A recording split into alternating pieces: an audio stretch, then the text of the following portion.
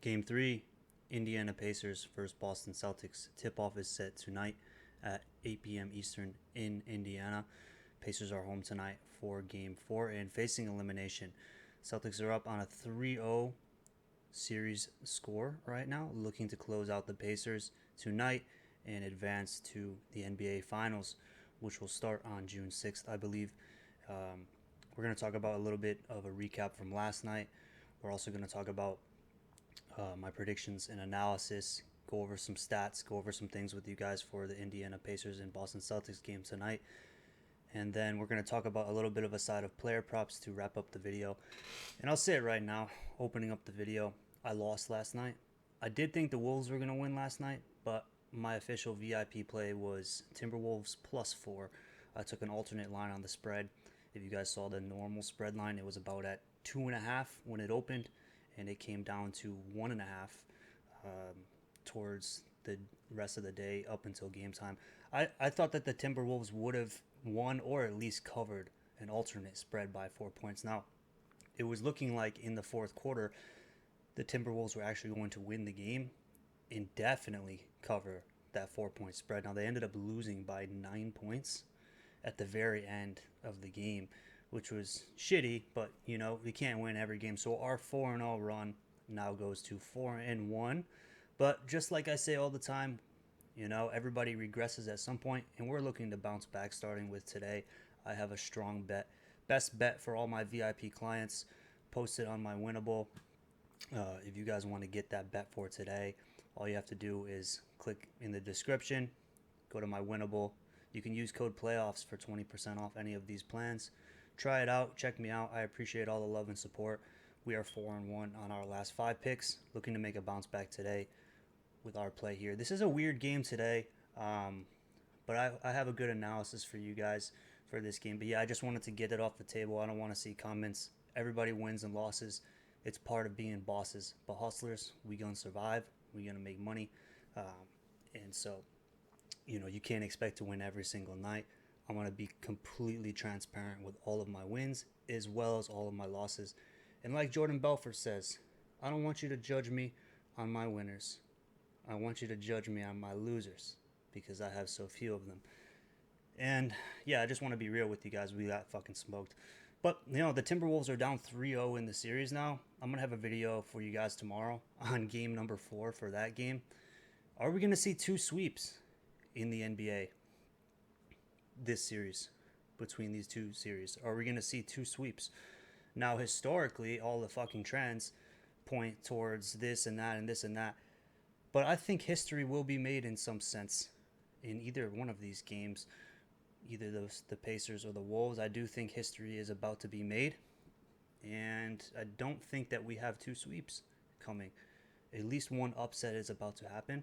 I don't know which one it's going to be. We're going to have to watch and find out, but I'm going to arm and equip you guys with as much information and knowledge as I have so you guys can make the best bets and predictions and slips going into tonight's game as well as tomorrow's game. And then, maybe we'll see 2 sweeps, and then we'll get ready for the finals coming up. So if you guys wouldn't mind dropping me a like and a subscribe, hit the bell notification if you guys appreciate me making the videos. I really love that so much. And so yeah, let's talk about this real quick.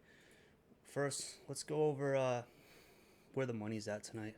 I always show you guys this screen right here because I think it's important in our war against Las Vegas to see what we're up against. So it's not a surprise to see that all of the money is on the Boston Celtics to close out the series tonight. 85% of the bets as well as 80% of the money is on the Boston money line today. And the spread, when I checked it last night, it was actually up around +8 or ±8. So it was at around 8, and then it was at 7.5, and now it's at 7. So the numbers have come down a little bit as far as the spread. On the total, the public's always rocking the total over, so nothing new there.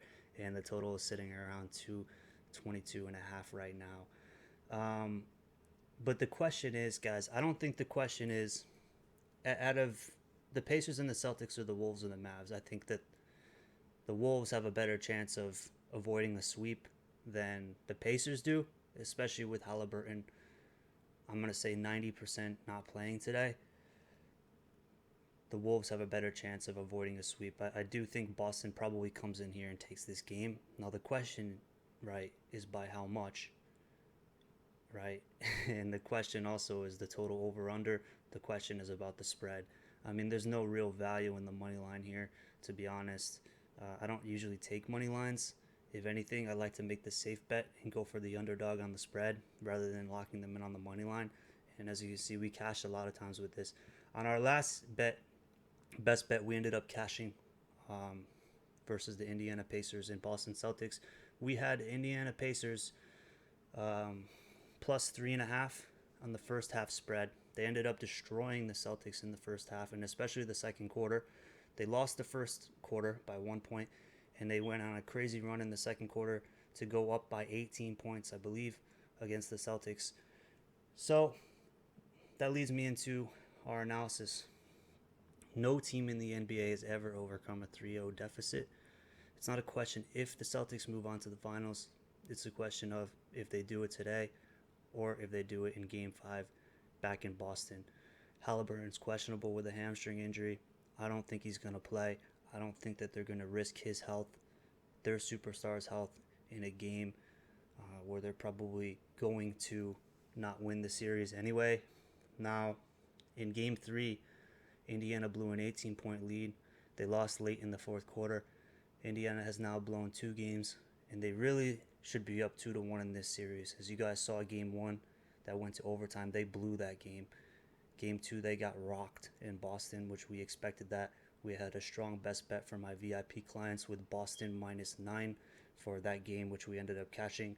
And then we had a strong best bet in game number 3 on the Pacers, which we ended up cashing as well. So the Pacers could easily be up 2-1 in this series. I don't know if it's the lack of coaching by Rick Carlisle or if what the fuck's going on, but they're choking pretty damn hard. Maybe it's a little bit of a Vegas magic that they're sprinkling on because Lord knows they don't want to see the Mavericks play the Pacers in the finals. But I really think that the Celtics are getting a easy pass to the finals, and that's why I say like the NBA is definitely and definitely rigged in some sense. Like the Celtics are getting the help of the refs. The Celtics are getting all of the injuries of the Knicks, all of the injuries of the Pacers. They are walking into the finals. The Western Conference is way more strong than the Eastern Conference. It's just how it is. Now, I want to make this is probably the meat of the prediction here. Rick Carlisle, head coach of the Pacers, he's came out and said the Pacers are going to come out full throttle today. If you're looking at the over or the under today for points, I'd have to say it's over or nothing. Team total points over today as well. I definitely wouldn't probably want to be on the other side of that. The Celtics are often unmotivated in a situation like this. You guys know, like, they take their foot off the gas sometimes. And especially in my opinion, with Halliburton out, they might really take their foot off the gas today. And they're up 3-0. They're kind of an older veteran team. And this is where, because I played sports my whole life. I played football, wrestling, basketball, baseball, you name it. And you got to realize, if the Pacers were away in this game, I would say it's lights out, wraps, like there's no motivation. But, right, you saw it last game where the Pacers should have won last game, Game 3, and they ended up choking at the very end when the Celtics come back by 18 points. But they were trying to prove something. They were trying to prove, like, hey, we're good basketball players without Halliburton and with Halliburton. Halliburton isn't the only person on this team. And we saw guys like Nembhard. We saw guys like McConnell. We saw guys like Miles Turner step up. We saw them step up and show, hey, like, we know how to play basketball. And I think they've just gotten absolutely boned in this series as far as calls from refs. I mean, we know that they foul a lot, but damn, like, bro, they were getting teed up in that fourth quarter, man. It was unreal. And I think they're home, right? They got one last shot to not get swept. And I don't care what anybody says. Nobody wants to get swept. Nobody wants to get swept, and they don't want to get swept on their home court, right? In front of all their fans. And then when they lose the game tonight, The NBA has already said they're going to come out and do a Celtics celebration in the middle of the Pacers fucking logo today. uh, like nobody wants to see that.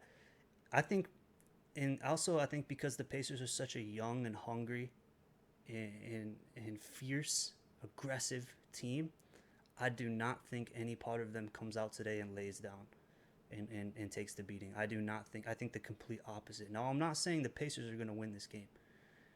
Their backs, like none of the statistics, the trends point to the Pacers winning today. I don't think the Pacers, maybe if they had Halliburton, I would maybe lean towards it. But this is a tricky situation to predict. I have a better prediction and I have a best bet that I sent out earlier for this game. But if you think that the Pacers today have a chance, it's going to be earlier on in the game. Just like last time. They're going to come out firing today, and they're going to look to and I just think like of a comparison, right? Like compare them to the Japanese in World War II and what they try to do at Pearl Harbor. Like the Pacers today are going to come out guns blazing, and it's Memorial Day weekend. So shout out to everybody, and my birthday's actually tomorrow. Shout out to everybody who's a veteran. Pay your respects. Say thank you in the comments. And the people that made the ultimate sacrifice to this amazing country to make it what it is. Now, I'm not comparing the Pacers to the Japanese. What I'm saying is the tenacity of the Pacers going into this game is they are not going to lay down. They are going to come out strong. Now, I think they do end up losing the game at the end. But if I was going to take a bet on the Pacers, it would have to be the Pacers in the beginning of the game. That they're going to come out at home, that they're going to punch the big bullies, Al Horford, and the fucking ugly-ass Celtics in the face. Sorry. I'm from Boston area, too. I'm from New England. But something about this Celtics team, bro, pisses me off. And I don't know if it's Al Horford. I don't know if it's all the praise that Jason Tatum gets. And they're walking through the playoffs to the finals, and they're not really going up against shit. I feel like everything's in their favor. The calls from the ref, everything is in their favor. They're a really talented veteran team, but they ain't shit. And if they go up against the Mavericks in the finals, I don't know how they beat that Mavericks team. They're just getting way more praise than what they are, and that's just my opinion. I think the Pacers are a really talented team, but I don't think they have the execution skills to be able to close out a game. And we saw that in game 1 where they lost, the game that went to overtime. We saw that in game 3, the last game, where they choked an 18-point lead. They're a very aggressive, talented team, fast, really talented team. And they're going to have an amazing run in the future. They are really talented. They've had a shitty coaching calls in the playoffs, a shitty injury where they could easily be up in the series against the Celtics. But I don't think the NBA, the odds makers, Vegas, the elite, the people in power want any of that. They don't want the Pacers anywhere near the finals this year, bro. They don't give a shit about that franchise this year. The Pacers might have their run in the future, but they're a young team. Give it to somebody like Jason Tatum, right, who's been getting absolutely railed, and that still doesn't have a ring yet. And so that's why I kind of also hate the Celtics a little bit now, because I just feel like it's rigged for those reasons. Like, if anything, give Luka the ring. That man deserves it. And Kyrie. But yeah, that's just my opinion. And I wanted to show you guys something else too. And about the Wolves. Like, once I saw this, guys, I knew we were cooked. I knew we were absolutely, mortally, royally fucked. Once I saw these guys, the rigged Super Bowl winners, big Mr. Taylor Swift's boyfriend, and Mr. Pfizer, Mr. Elite supporting fucking vaccine, huge pharmaceutical company, face of the pharmaceutical company, Pfizer, Travis Kelce pushing the COVID vaccine on everybody and anybody that will fucking listen to him. And the future of the league, the next Tom Brady, legend Patrick Mahomes, with all of their millions and millions of dollars in influence. Taylor Swift backing them, bringing millions and millions and millions of dollars. in views to the NFL and the Chiefs franchise. And once I saw them sitting courtside supporting the Mavericks, I knew we were fucked. I knew we were fucked. And I said this about the Super Bowl. I don't know why people even bet on the fucking 49ers when Taylor Swift and Pfizer were backing this guy. They're unable to win for those reasons, and we saw it in the Super Bowl in overtime. You know, we saw it last night, and then I saw this as well. We don't have a shot. The Mavericks are winning. The Mavericks are winning. It's just a matter of like how many games does it go. Um, I just thought that was funny, but I know you guys are fucking hip, you know, to this shit. Am I a conspiracy theorist? No, I don't think so. Maybe I am. I also just think like the way that the world works is the people with the money and the power call the shots on everything. They make the prices on everything. They choose who's in office. They choose who's running our country, and it trickles down, right? Money rules the world. And what I was saying about ticket sales, if you're making fucking $4 million every single game in ticket sales, why would you not want to push another game to Boston? I don't know. I don't think the Pacers can get it done though, because I just think that I wouldn't put confidence in them because they've choked 2 games already. So why wouldn't they choke a third? The Wolves have been choking too. Like, I just don't know. So I'm not gonna give you guys like, yeah, the Pacers are winning this game. Like, the Pacers probably fucking lose this game. But if anything, I'm confident in is they're not going to roll over in the first half. Maybe in the second half they roll over and die again, like they've been doing every single other game, but not in the first half. And if they do have a chance to do anything, it's in the first half.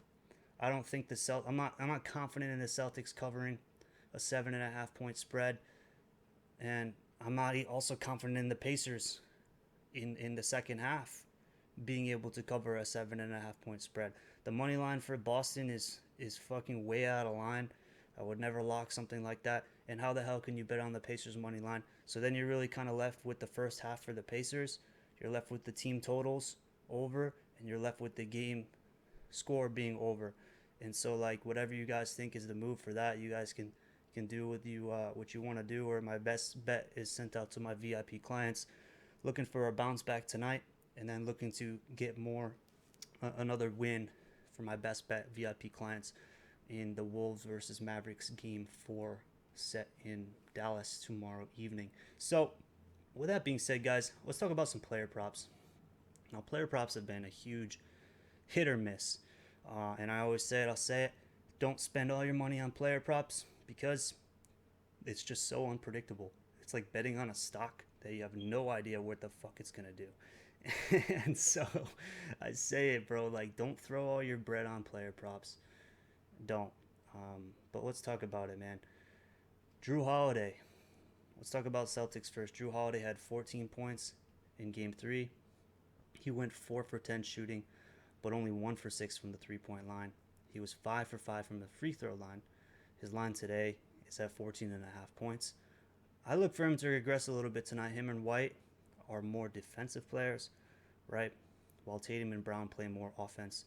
And although he is on the injury report today with an illness as questionable, he was fine the last game. But I do think he regresses a little bit tonight.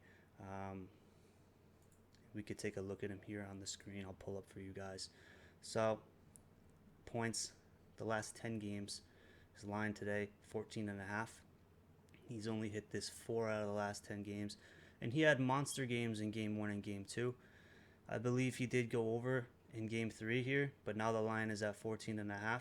And I like to fade him today. If I'm going to fade him at any point, I'm going to fade him when he's not feeling 100% with the illness. I'm going to fade him tonight. So I don't want to give you guys an official lock for it, but this is just a lean. You feel me? I don't want to have people trying to execute me in the comments saying, you said to take Drew Holiday under and he went over. Like, bro, it's not that serious to me. I told you I don't really fuck with player props right now. Like, it's not the right time to be doing player props and throwing a lot of money on them. Just have fun with them. Wait for football season to rock player props and put money on them. Like, I was winning thousands and thousands of dollars on player props in football season. That's what I'm good at. That's what I'm confident in. I'm better at my best bet super hammer plays. I'm doing better at those, I'll just tell you. But I mean, how could you got to pick what side of the fence you're on for all the player props. You're either on the over or you're either on the under. I'm going to give you my analysis and what I feel, and you guys can either take that and be like, yeah, that makes sense to me, or no, I want to fade Spence. Do whatever you want, as long as I get you the information on how much points they scored last game, how many shot attempts they took. I know that'll help you either way. If you're on with my analysis, if you want to ride the other side, it doesn't matter, as long as I get you guys as much information as I possibly can. Hopefully you appreciate that and do with the knowledge as what you will. Jaylen Brown, he had 24 points last game after that monster 40-point game that he played in game 2. 24 last game, right? He stayed under his total. Like we said he was going to go under because he was going to regress a little bit. And so he did go under. He stayed under his line of 25 and a half. So one more basket he would have went over, but he went under. He was 10 for 18 from the floor, 1 for 5 from the three-point line. I'm neutral on him today, man. I do think if we look at, here's his first quarter points. It's at 5.5. Maybe take an alternate line on this, bump it down a little bit, and you'll probably hit that at, maybe you put it at like 3.5 or something. He's hit that in 9 out of the last 10 games. Something to consider if you guys like alternate lines, or if you like Jaylen Brown.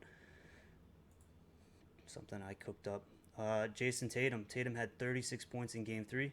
He's had 36 points in 2 of the games so far in this series, and 23 points in the other game. Tonight he's priced at 29.5 points. But you can look at his rebounds or assists line as well, because when he's not really scoring, he's usually racking up assists and boards, and predominantly rebounds. Like maybe you can take an alternate line on his rebounds tonight. I believe it's at 9.5. He might even cash that normal line, but maybe you can bump it down a little bit on an alternate line and guarantee try to help your odds for him hitting that boards. But I'm neutral on his points anyway. Al Horford, monster games. Like, he's had 23 points in Game 3, 18 for 14 shooting, and you guys saw his three-pointers, man. 7 for 12 from the three-point line.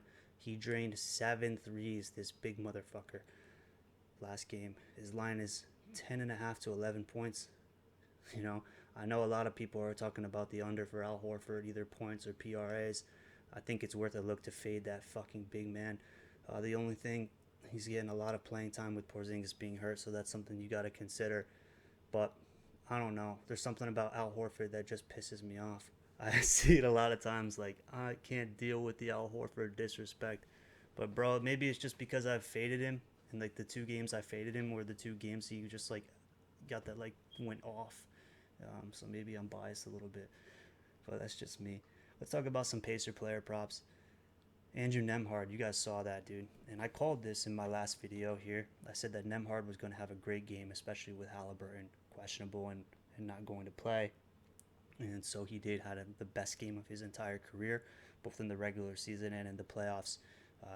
He had 32 points shooting. He led the team with 21 shot attempts. His point total tonight is 16.5, so it's a little high. But he's going to have a ton of time tonight since Halliburton is out again. Something I want to say, though, is you guys have seen it with player props, especially when they do really good the night before, just like Jaden McDaniels, right, in Game 2 against Dallas. And then in Game 3 against Dallas, he only scores 2 points. So he goes from 28 points to 2 points. And you got to think, like, everybody and their grandmother is locking Andrew Nembhard to go over tonight just because he had a crazy game the night before. And don't be surprised if he doesn't have a good game or he regresses a little bit, because I don't know about you, but I don't think Vegas would mind taking all your money tonight. Just like, they've been doing when a player plays really hot. They ensure that he doesn't play hot the next game, or at least they're going to pull the rug on you at some point. Maybe, I hope he cooks tonight, but I'm just going to give you guys that. Pascal Siakam, he had 36 minutes in Game 3, 22 points, 9 for 18 shooting, but without any three-point shots. His line's at 23.5 tonight. I like him over tonight as well. I think if the Pacers have a shot to do anything tonight, it's going to be Siakam. And I like this here. I like his first quarter rebounds, actually. I like his points, too, and I like his first quarter rebounds. As you can see, in the last 20 games, he's hit 80% of these in the first quarter. He's at 1.5. I like that. I like his points tonight. I just think he has to get it done tonight in points. McConnell, TJ McConnell. He was 10 for 17 shooting with 23 points. He had a great game. He's priced at 13.5 tonight. I think he's going to have a good game as well. We can take a look at him here. Here he is. Oh, now he's at 14.5 points. You can see like they're always fucking with the Pacer player props. It's been pissing me off. But nonetheless, here's McConnell if you like McConnell tonight. I would do points. Obi Toppin, he's been a fan favorite. He's priced at 9 tonight. He had 15 and 11 in game 1 and 2. And he only had 4 in game 3 last game. He went 2 for 6 shooting. I had him on the over on one of my slips. And he only got fucking 4 points. So I like to see him get up and above 9 points tonight. If you like Obi Toppin, rock him in your overs tonight. Guys, that's the video for today. And like I said, Celtics probably close this out today. But Pacers will give it a shot. It's not going to be a blowout, at least in the beginning of the game. Pacers do not want to get embarrassed at home to end out their season. You know, fuck the Celtics. Fuck the NBA. It's all rigged. It's all scripted. They want to give the Celtics an easy ride. I want the Pacers to punch them in the fucking face. See you guys in the video next time. Spence Locks.